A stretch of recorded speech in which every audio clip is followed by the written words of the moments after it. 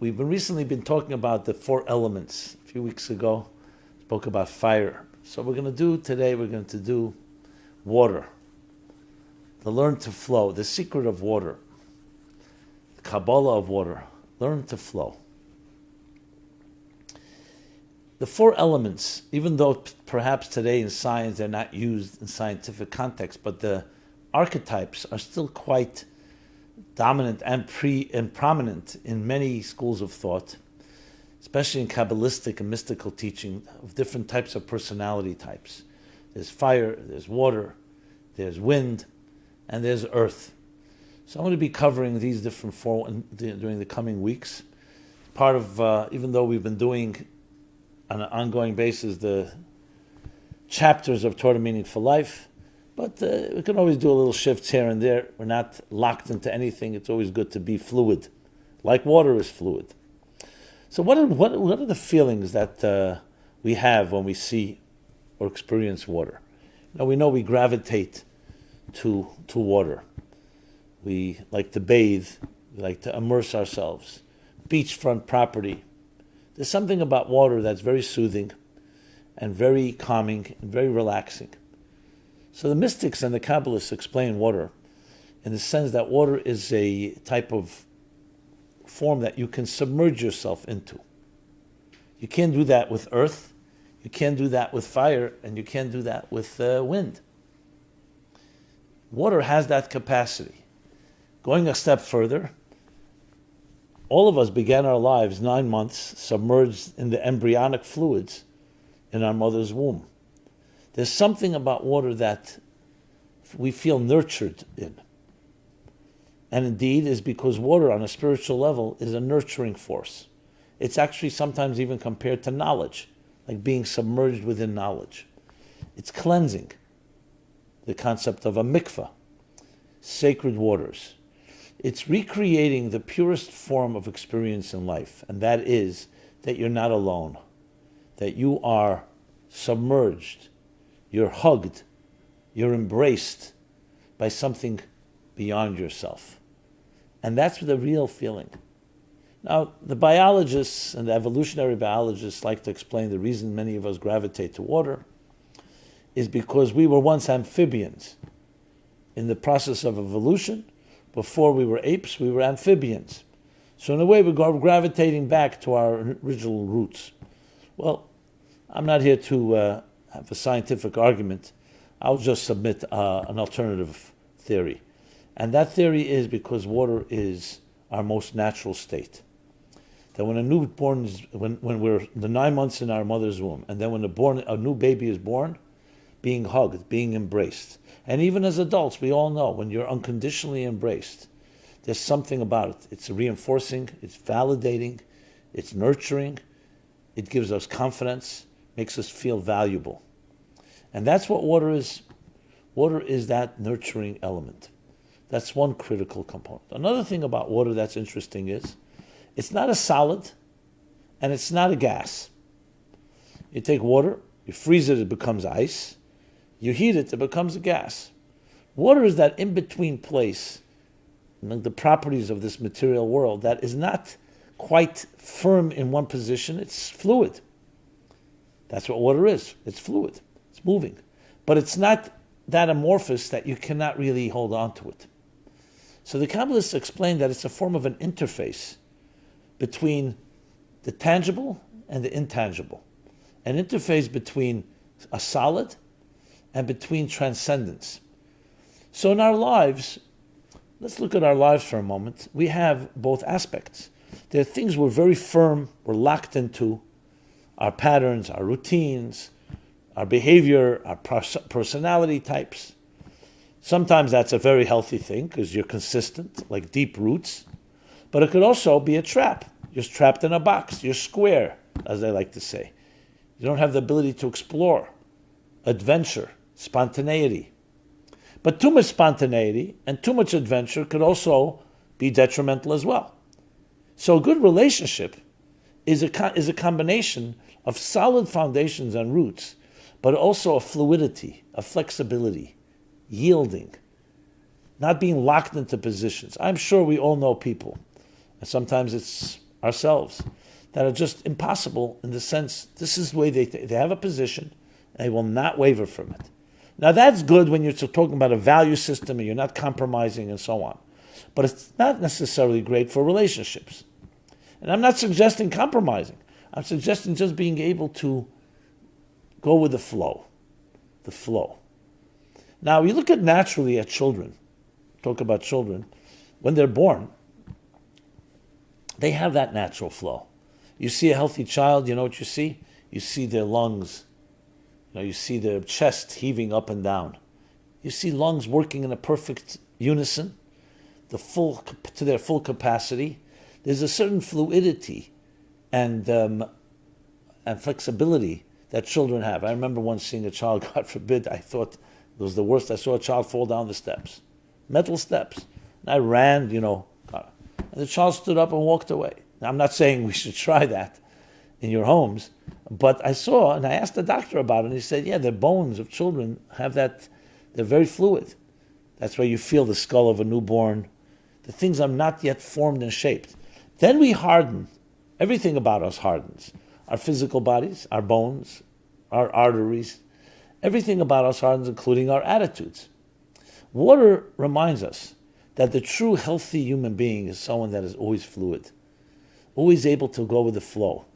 Think of it in terms when there's a challenge in our lives. So there's an expression that the sages tell us, always be flexible like a reed, soft and flexible like a reed in the wind, and not hard like a cedar tree.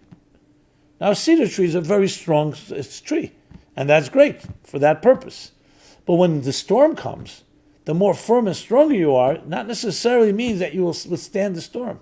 The reed just blows in the wind. You think a reed is so flimsy, so negligible. And yet it's because it has that capacity. So what happens is that when the storms in our lives come our way, and everyone's going to face some storm in their lives, some challenge. It's the good swimmer that doesn't fight the tide. You go with the flow. It can solve so many problems. I've seen personally how people become so obstinate. They want to fight. They want to win. And they're fighting something that is too formidable. And they feel they're going to fail. And I said, if you go with the flow, you're not failing. You're actually using the forces that are challenging you to your advantage. You go with the flow. You follow the tide until the time comes that you can then navigate your way and forward thrust and get where you want to go. That type of ability, and you'll see this constantly, the ability to be able to navigate and go with the forces that are in our lives and ride with them and ride on them is the key to so many issues. So many issues. It's when we become inflexible and we think we're going to fight this wind or we're going to fight this storm or this challenge. That's when often you may win, but you can also be weakened by it, and often we don't win. So water teaches us fluidity. It teaches us that flow. And it's not disconnected from what I said earlier about nurturing.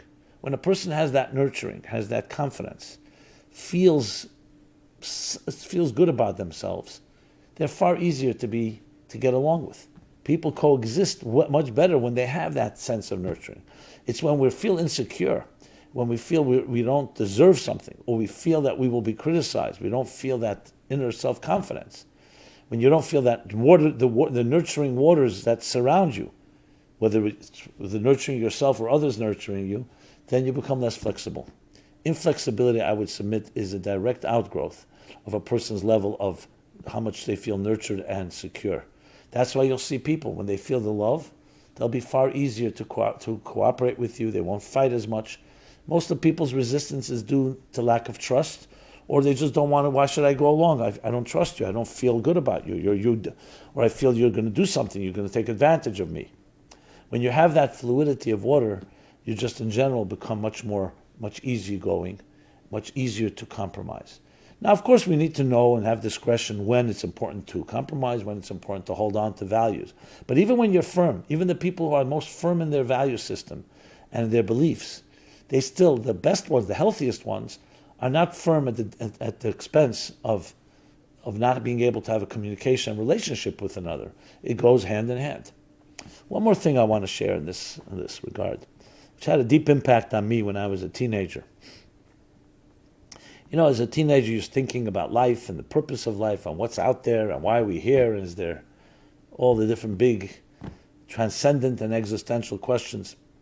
And I remember my parents had rented a summer home in Brooklyn, near the water, near Rockaway, the Atlantic Ocean.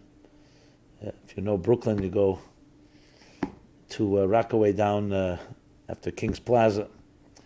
And I would go from time to time. I'd go there for the evening, have dinner, and sometimes stay for the night. I was a student then. And I remember one night wandering out to the sea. And I was just taken by, and I'm sure we've all had similar experiences, by the sheer intensity, I would say, relentlessness of the waves. I stood there, you know, in my childish imagination thinking, maybe I'll witness something that never happens, that the waves will stop, that the ocean will go to sleep. And I was there. I stayed for hours, until the wee hours, already in the morning. I was just so taken by it, that the ocean, it's relentless, the waves, they keep coming and coming and coming. And it gave me a taste of infinity, of eternity, that there are things that do not cease, that do not stop.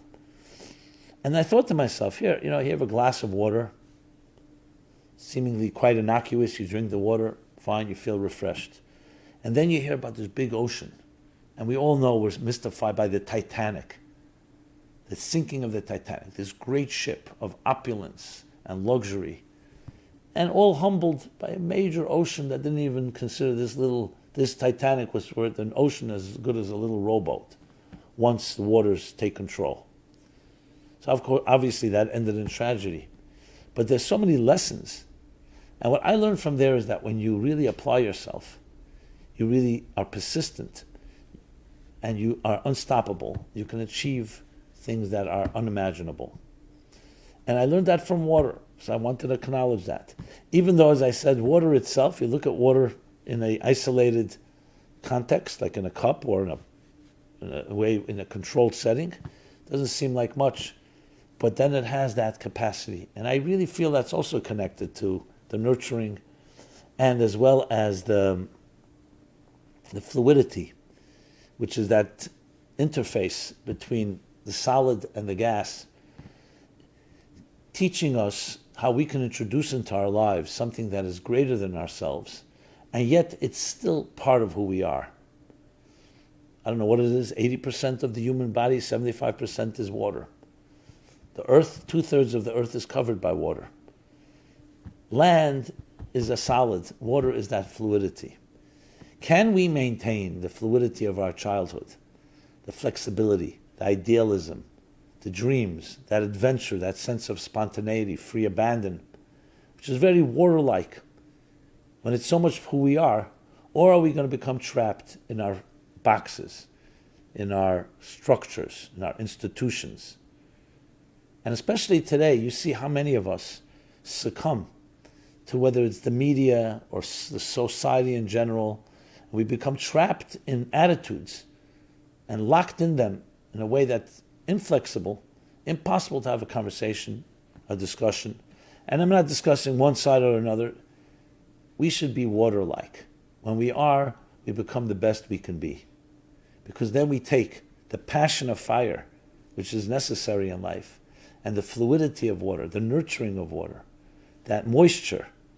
Moisture makes you say something is moist, it has a life to it. When it's dry and arid and burned out, there's something lacking that vitality.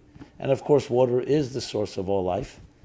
So may we all be able to take that water archetype, integrate it, and know that you have a watery personality. Sometimes it's quite apparent, and sometimes it needs to be released. And released in ways that really bring love and nurturing and warmth in our lives. The warmth and the moisture. And love itself is so often attributed to water, because it flows, love flows. Fire is a passionate thing. Fire rises. Fire actually contracts things, Water expands. So may we all experience that water in our lives. And think about it. If you need, take a glass of water or go to a sea, go to an ocean. It really helps you get out of the man-made institutions and structures and see nature for what it is, see existence for what it is, and recognize that we have these archetypes within ourselves, because we are all microcosm of the four elements. And in this case, we're talking about water. So be fluid, flow well, be flexible, and grow and be loved and love others. Because at the end of the day, when all is said and done, it's love that we give is the love that we receive. Everyone be well and be blessed. And we're here every Sunday, 3 p.m. We'll continue this journey together. Love to hear from you. Please share, please comment, please suggest. And let us join our fluidity, our fluid forces together, create something far more, the synergy that's more than the sum of the parts. Be well and be blessed. Thank you.